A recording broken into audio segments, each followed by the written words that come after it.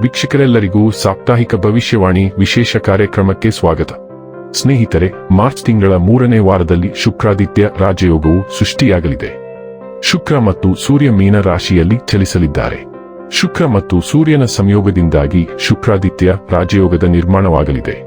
ಈ ವಾರ ಶುಕ್ರಾದಿತ್ಯ ರಾಜಯೋಗವು ಕೆಲವು ರಾಶಿಗೆ ಸೇರಿದ ಜನರಿಗೆ ವಿಶೇಷವಾಗಿ ಲಾಭವನ್ನುಂಟು ಮಾಡಲಿದೆ.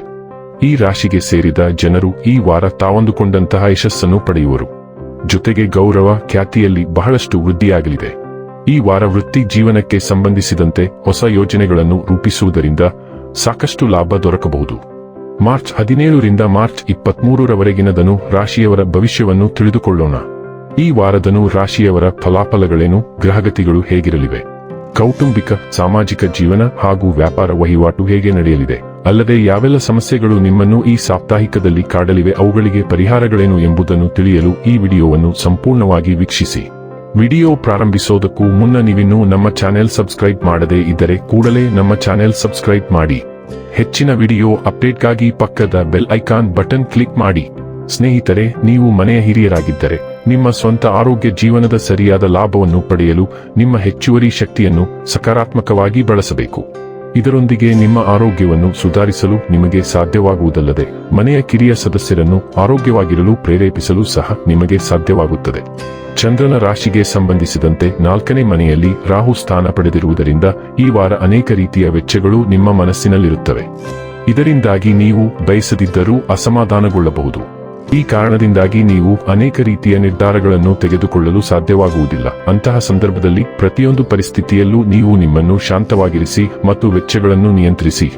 ಈ ವಾರ ಹೊಸ ಸ್ನೇಹಿತರನ್ನು ಮಾಡಲು ನಿಮ್ಮ ಜ್ಞಾನದ ಬಾಯಾರಿಕೆ ನಿಮಗೆ ಸಹಾಯ ಮಾಡುತ್ತದೆ. ಇದರೊಂದಿಗೆ ಮನೆಯಲ್ಲಿ ಯಾವುದೇ ಸದಸ್ಯರು ಮದುವೆಗೆ ಅರ್ಹರಾಗಿದ್ದರೆ ಈ ವಾರ ಅವರ ವಿವಾಹವನ್ನು ನಿಗದಿಪಡಿಸಿದ ಕಾರಣ ಮನೆಯಲ್ಲಿ ಅನುಕೂಲಕರ ವಾತಾವರಣದ ಸಾಧ್ಯತೆಗಳು ರೂಪುಗೊಳ್ಳುತ್ತಿವೆ. ಚಂದ್ರನ ರಾಶಿಗೆ ಸಂಬಂಧಿಸಿದಂತೆ ಶನಿಯು 3ನೇ ಮನೆಯಲ್ಲಿರುವುದರಿಂದ ವೃತ್ತಿ ಜೀವನದ ಜಾತಕದ ಪ್ರಕಾರ ನೀವು ವೃತ್ತಿಪರ ಕ್ಷೇತ್ರದೊಂದಿಗೆ ಸಂಬಂಧ ಹೊಂದಿದ್ದರೆ ಮತ್ತು ಉತ್ತಮ ಉದ್ಯೋಗದಲ್ಲಿ ಕೆಲಸ ಮಾಡುತ್ತಿದ್ದರೆ ಈ ವಾರ ನಿಮಗೆ ಬಹಳ ಮುಖ್ಯವಾಗಲಿದೆ. ಏಕೆಂದರೆ ಈ ಸಮಯದಲ್ಲಿ ನಿಮ್ಮ ಕ್ಷೇತ್ರದಲ್ಲಿ ಮುಂದುವರಿಯಲು ನಿಮಗೆ ಅನೇಕ ಅವಕಾಶಗಳು ಸಿಗುತ್ತವೆ. ಈ ವಾರ ಅಗತ್ಯಕ್ಕಿಂತ ಹೆಚ್ಚು ಅಧ್ಯಯನ ಮಾಡುವುದು ನಿಮ್ಮ ಮಾನಸಿಕ ಒತ್ತಡದಲ್ಲಿ ಹೆಚ್ಚಳ ಮತ್ತು ಅಸಮಾಧಾನಕ್ಕೆ ಮುಖ್ಯ ಕಾರಣವಾಗಬಹುದು. ಅಂತಹ ಪರಿಸ್ಥಿತಿಯಲ್ಲಿ ಕಾಲಕಾಲಕ್ಕೆ ಇತರ ಕ್ರೀಡಾ ರೀತಿಯ ಚಟುವಟಿಕೆಗಳನ್ನು ಅಳವಡಿಸಿಕೊಳ್ಳುವ ಮೂಲಕ ನೀವು ಅನೇಕ ಮಾನಸಿಕವಾಗಿ ನಿಮ್ಮನ್ನು ರಕ್ಷಿಸಿಕೊಳ್ಳಬಹುದು. ಈ ವಾರದಿಂದ ಬುಧನು ತನ್ನ ಹಿಮ್ಮುಖ ಚಲನೆಯನ್ನು ಪ್ರಾರಂಭಿಸುವುದರಿಂದ ಇದು ಬಹಳ ಮುಖ್ಯವಾದ ವಾರ. ಶುಕ್ರ ಈಗಾಗಲೇ ಹಿಮ್ಮುಖ ಚಲನೆಯಲ್ಲಿರುವುದರಿಂದ ನಿಮ್ಮ ಸೃಜನಶೀಲ ಯೋಜನೆಗಳಿಗೆ ಸಂಬಂಧಿಸಿದಂತೆ ಕೆಲವು ಸವಾಲುಗಳು ಎದುರಾಗುತ್ತವೆ. ಏಕೆಂದರೆ ಬುಧ ಹಿಮ್ಮುಖ ಚಲನೆಯು ತಾಂತ್ರಿಕ ದೋಷಗಳು ಮತ್ತು ಸಂವಹನ ಸಮಸ್ಯೆಗಳನ್ನು ತರುತ್ತದೆ. ಹೊಸ ಪ್ರೇಮ ಜೀವನ ಅಥವಾ ಹೊಸ ಸೃಜನಶೀಲ ಉದ್ಯಮವನ್ನು ಪ್ರಾರಂಭಿಸಲು ಇದು ಸರಿಯಾದ ಸಮಯವಲ್ಲ, ಏಕೆಂದರೆ ಕೆಲವು ಅಡೆತಡೆಗಳು ಇರುತ್ತವೆ. ಈ ಸಮಯದಲ್ಲಿ ಮಕ್ಕಳು ಸಹ ಪ್ರಮುಖ ಅಂಶವಾಗಿರುತ್ತಾರೆ ಮತ್ತು ಅವರಿಗೆ ಬಹಳಷ್ಟು ಬೇಡಿಕೆಗಳಿರುತ್ತವೆ. ನೀವು ಹಿಂದಿನಿಂದ ನಿಮ್ಮ ಮಾಜಿ ಪ್ರೇಮಿಗಳನ್ನು ಭೇಟಿಯಾಗಬಹುದು, ಆದರೆ ಸಂಬಂಧವನ್ನು ಪುನರಾರಂಭಿಸಲು ಇದು ಸಮಯವಲ್ಲ. ದುರ್ಬಲಗೊಂಡ ಮಂಗಳವು 8ನೇ ಮನೆಯ ಮೂಲಕ ಚಲಿಸುತ್ತಿದೆ ಮತ್ತು ಅದು ಇನ್ನೂ ದುರ್ಬಲವಾಗಿದೆ, ಆದ್ದರಿಂದ ಅದು ಸ್ವಾಭಾವಿಕವಾಗಿ ಆರ್ಥಿಕ ಸಮಸ್ಯೆಗಳನ್ನು ತರುತ್ತದೆ.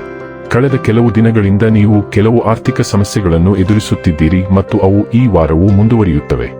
ಆದ್ದರಿಂದ ನೀವು ಹೆಚ್ಚು ಖರ್ಚು ಮಾಡುತ್ತಿಲ್ಲ ಎಂದು ಖಚಿತಪಡಿಸಿಕೊಳ್ಳಿ, ಏಕೆಂದರೆ ಆರ್ಥಿಕ ಬಿಕ್ಕಟ್ಟು ಇರುತ್ತದೆ.